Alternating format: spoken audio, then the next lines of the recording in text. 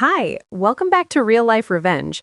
I was buttoning up my navy peacoat, the one with the worn brass buttons that my mother gave me before she passed, when my phone lit up with a text that would save my life.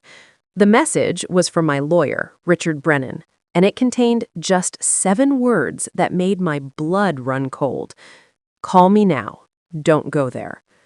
I'm Ariana Witt. I'm 35 years old, and for the past 3 years, I've been rebuilding my life after a divorce that felt like a tornado in a trailer park. You know the kind where you're left standing in your underwear, wondering where your roof went and why the neighbor's cow is in your kitchen. Before I continue, I want to thank each of you listening right now.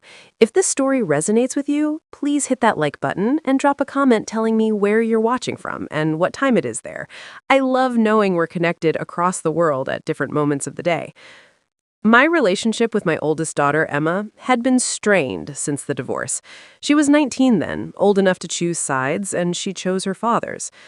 Every Sunday dinner at her apartment was my attempt to bridge that gap, armed with her favorite dessert and enough hope to fill the Grand Canyon. But today, something was different. Richard's voice crackled through the phone, urgent and breathless. "Ariana, whatever you do, don't go to Emma's apartment. I'm sending you something. Are you sitting down?" The video he sent was grainy security footage from Emma's building, dated yesterday. There were 3 men I didn't recognize carrying boxes into her apartment. But what made my stomach drop wasn't the strangers. It was the familiar silver BMW parked outside. Marcus's car. My ex-husband, who hadn't bothered to attend a single family event in 2 years, was suddenly Father of the Year, texting Emma daily about reconnecting with family. His new wife, Patricia, just happened to be a paralegal who specialized in elder law and competency hearings. What a coincidence, right? About as coincidental as finding a vegetarian at a bacon festival. Richard's next revelation hit harder. "Ariana, I had my tech guy check some things. Emma's been recording your conversations for months. Every phone call, every visit. She bought one of those spy pen recorders on Amazon, $29.99 with free shipping." I thought back to our recent conversations. Emma's sudden interest in my health, buying me vitamins, suggesting I see a therapist for divorce trauma, asking if I ever felt confused or forgetful. I thought she was being caring. Turns out she was building a case. "She's trying to prove you're mentally incompetent," Richard said flatly. "If she can do that, she can take control of your mother's estate as your next of kin." The guest list for tonight's dinner read like a casting call for a courtroom drama. Emma had invited her father's golf buddy, who happened to be a psychiatrist, 2 neighbors who barely knew me but would swear they'd seen concerning behavior, and Patricia's sister, who was a social worker. It was like she'd assembled the Avengers of character assassination. Richard pulled up more security footage, this time from yesterday afternoon. There was Emma, clear as day, using her spare key to enter my house while I was at work. She stayed for 47 minutes. "Want to bet she wasn't watering your plants?" Richard asked with grim humor. My best friend Sarah called while I was processing this. Her voice was shaking. "Ari, I need to tell you something. Emma came to see me last week. She was asking all these questions about your behavior. If you'd been drinking more, if you seemed paranoid. I told her you were fine, but she kept pushing. She said she was worried about you." The vitamins Emma bought me suddenly seemed sinister. The therapy recommendation felt like a trap. Even her suggestion that I start journaling, "It's so good for your mental health, Mom," was probably an attempt to get written evidence of my supposed decline. If you're enjoying this story, please take a second to subscribe and hit that like button. Your support means everything to me and helps me keep sharing these stories. The crown jewel of Emma's plan was the intervention scheduled for tonight. Dr. Morrison, the psychiatrist, had already been briefed on my symptoms. The social worker had forms ready. They even had a treatment facility picked out, one that would conveniently require someone to manage my affairs while I was getting help. Patricia had coached Emma perfectly. Every text message where I'd expressed frustration about the divorce, every joke about needing wine after a hard day, every time I'd forgotten to return a call, it was all being weaponized into evidence of mental decline. "But here's where she messed up," Richard said, and I could hear the satisfaction in his voice. "Your doorbell camera caught her yesterday. She's on video planting something in your house. And those credit cards she opened in your name, she used her own laptop to apply for them. The IP address leads right back to her apartment." The trap was elaborate, but it had holes. The question was, should I walk into it anyway? My younger daughter, Lily, called while I was sitting in my car, still parked in my driveway, the engine running like I was the getaway driver in my own storyline. She was crying so hard I could barely understand her. "Mom, I know what Emma's doing. She offered me $50,000. $50,000! She said it would be mine after you got the help you needed. I told her she was insane, and she said that's exactly what you would say because mental illness runs in families." Despite everything, I had to laugh. Only $50,000. Honey, my crazy is worth at least $100,000. I'm insulted by these bargain basement prices. Lily's laugh was watery but real. Mom, what are we going to do? That's when the counterplan started forming. If Emma wanted to play chess, I'd show her what happens when you challenge someone who taught you the game. Richard had his tech specialist set up a recording app on my phone that would upload directly to a cloud server. Everything that happened at dinner would be documented. My smart doorbell had already captured Emma planting evidence. Turned out she'd hidden empty vodka bottles in my closet and planted confused diary entries in my desk drawer. The handwriting was close to mine, but she'd pressed too hard with the pen, a tell I recognized from when she used to forge my signature on permission slips in high school. "You could skip the dinner," Richard suggested. "We have enough to file charges now." But I knew Emma. If I didn't show up, she'd spin it as paranoid behavior, maybe even claim I was having a breakdown. No, I needed to give her enough rope to hang herself with, or, in this case, enough organic, locally sourced, gluten-free rope, because even her traps were pretentious. Marcus texted while I was preparing. "Why are you being so difficult about family time? Emma just wants us all together." I texted back, "Of course, family is everything." Let him think I was playing along. The recording device was smaller than a button, hidden in my brooch, the one my mother had worn every Sunday dinner for 40 years. Somehow, that felt like poetic justice. Mom always said the women in our family were fighters. Tonight, I'd prove that inheritance wasn't just about money. "I'm going to the dinner," I told Richard. "Ariana, are you sure?" "They want a show? I'll give them a performance worthy of an Oscar, or at least worthy of a Golden Globe. Let's not get crazy. No pun intended." As I drove toward Emma's apartment, I thought about the text that had started this all. Sometimes salvation comes in 7 words from a lawyer who bills by the hour, but still takes time to save your life. The trap was set. The question was, who was really walking into it? Emma's apartment smelt like rosemary and betrayal, with a hint of that expensive candle she always lit when she was trying to impress someone. The dining room looked like a stage set for Concerned Family, the musical. Every face turned toward me with rehearsed worry, like they'd been practicing their expressions in a mirror. "Mom, you made it!" Emma hugged me, and I could feel the recording pen in her pocket pressing against my ribs. "We were so worried when you didn't answer your phone for 5 minutes." Dr. Morrison sat at the head of the table like he was conducting a symphony of manipulation. He had that carefully cultivated gray beard that screamed, "Trust me, I'm wise," and a clipboard that might as well have had commitment papers written across the top in neon letters. "Mrs. Watlett, so wonderful to finally meet you," he said, standing to shake my hand. His palm was sweaty. "Amateur, Emma's told me so much about you." The cast was all there. Patricia, perched like a vulture in Versace. Marcus trying to look concerned while checking his phone for football scores. The neighbors who suddenly cared deeply about my well-being, and the social worker who kept fidgeting with her official-looking folder. Emma served dinner, her infamous dried chicken that could have been used as kindling, accompanied by quinoa that looked like someone had already eaten it once. Even evil has standards, but apparently seasoning isn't one of them. "Mom, we're all here because we love you," Emma began, and I had to admire her commitment to the performance. Real tears and everything. She'd learned well from the 3 months of high school drama club before she quit because the other kids weren't serious enough about the craft. The accusations came like a well-rehearsed playlist. The shopping sprees, those credit cards she'd maxed out in my name, the paranoia, me asking why she was recording her calls, the isolation, me protecting myself from the circus, each concern carefully crafted to paint a picture of decline.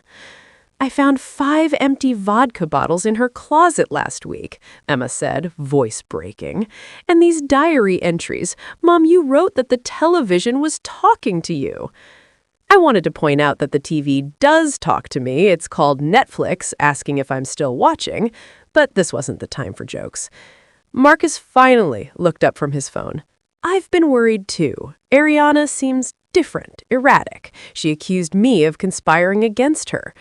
The man who forgot our anniversary 7 years running suddenly had perfect recall of my supposed symptoms."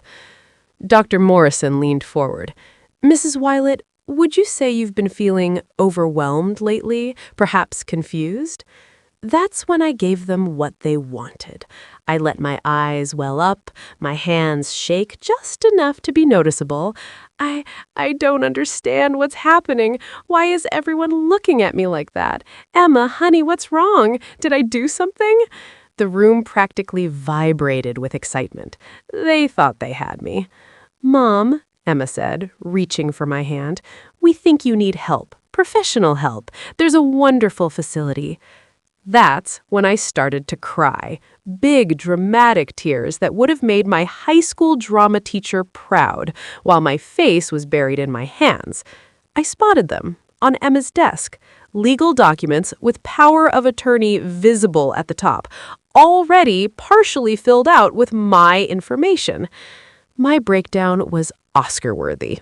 I sobbed about feeling confused, admitted to being forgetful, even threw in some rambling about my mother's spirit visiting me. Every word was being recorded by them, and by me. Emma got cocky. That was always her weakness, even in chess. When she thought she was winning, she'd stop paying attention to the whole board.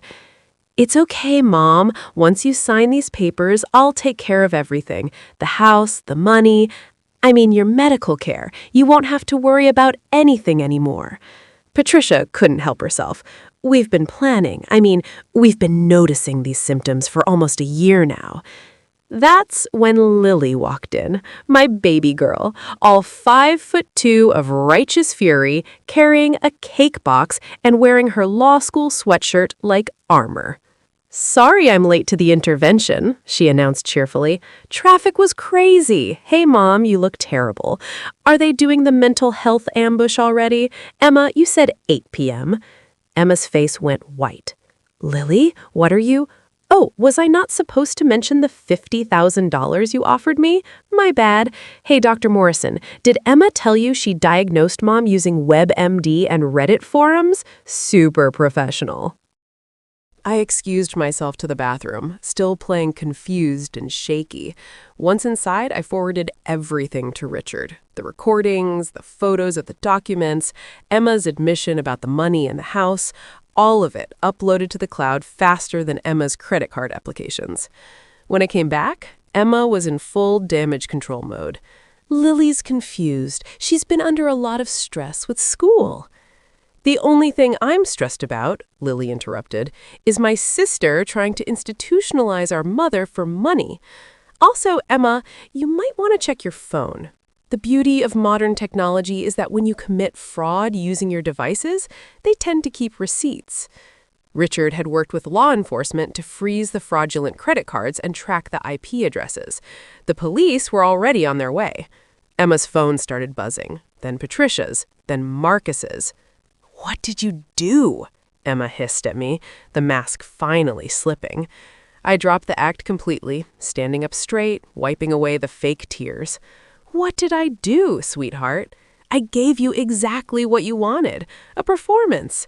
Every word recorded, including your admission about planning this for a year, forging documents, and trying to steal your grandmother's inheritance." The doorbell rang. Not the police yet, just Richard, my wonderful, brilliant lawyer, holding a folder thick with evidence. "Good evening, everyone," he said pleasantly. "Before anyone leaves, you should know that attempted fraud, elder abuse, identity theft, and conspiracy charges are very serious. But please finish your quinoa. It would be a shame to waste it, though honestly, it might be considered cruel and unusual punishment." The police arrived just as Dr. Morrison was trying to explain that he'd been misled about the situation. Turns out, when you cooperate with fraudulent commitment proceedings, the medical board gets very interested in your license. Emma's arrest was almost anticlimactic. She went from tears to rage to bargaining in about 30 seconds. The emotional equivalent of speed running the 5 stages of grief. "You don't understand. She stole my inheritance. Grandma would have wanted it to be mine." "Actually," Richard said, pulling out another document, "your grandmother left a second will. If you had waited until your 25th birthday without any criminal activity, you would have inherited everything directly. It was meant to teach you patience and integrity." Guess that lesson didn't take. Marcus tried to slint out but was stopped by an officer. Turns out, when you investigate one fraud, you often find others. His tax returns for the past 5 years suddenly became very interesting to the IRS. Patricia, the paralegal mastermind, faced disbarment and charges of her own. Who knew that coaching someone to commit elder fraud was frowned upon in legal circles? Dr. Wellington, a.k.a. Brad from Newark, got arrested at a Wendy's 3 towns over. He'd been running the SAM on 7 other families. Emma had paid him $10,000, borrowed from those fraudulent credit cards, for his expertise. The neighbors slunk away like cats who'd been caught in the garbage. The social worker claimed she'd been told this was a legitimate intervention, but couldn't explain why she'd pre-signed forms declaring me incompetent. Lily stood next to me the whole time, holding my hand. "Mom, I'm sorry I didn't tell you sooner." "Baby, you told me exactly when I needed to know." Emma's final words before they put her in the police car were, "This isn't over." "Actually," I called back, "it is.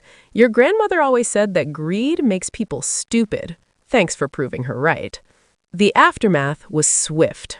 Emma lost her job when her employer found out about the fraud charges. Her apartment, paid for with my mother's money she'd assumed she'd inherit, had to be given up. She moved in with Marcus and his soon-to-be ex-wife Patricia in their studio apartment. 3 criminals in 500 square feet. Now that's justice with a side of karma. The online support group Emma had joined for survivors of narcissistic mothers expelled her when the arrest became public. Turns out even toxic forums have standards about not committing actual crimes against your parents. 3 months later, I was hosting a real Sunday dinner. Lily had made her grandmother's lasagna, the recipe Emma never had the patience to learn. Sarah brought wine that we could drink without it becoming evidence of mental decline. Richard stopped by with his wife, having become more friend than lawyer through this ordeal. "Any word from Emma?" Sarah asked gently. "She's doing community service at a senior center," I said, and couldn't help the irony in my voice. 300 hours of helping elderly people manage their affairs. The judge has a sense of humor. Marcus was under federal investigation. The IRS found he'd been hiding assets during our divorce, money that should have gone to child support. Patricia left him when she realized being married to him wasn't worth losing her career. She's now working at a Subway and living with her mother, who apparently asks daily how someone so stupid could be so smart. Brad from Newark, our fake Dr. Wellington, got 5 years and had to pay restitution to all his victims. He's teaching yoga in prison now, which seems about right for his level of authenticity. I've been seeing a therapist, I admitted to my dinner guests.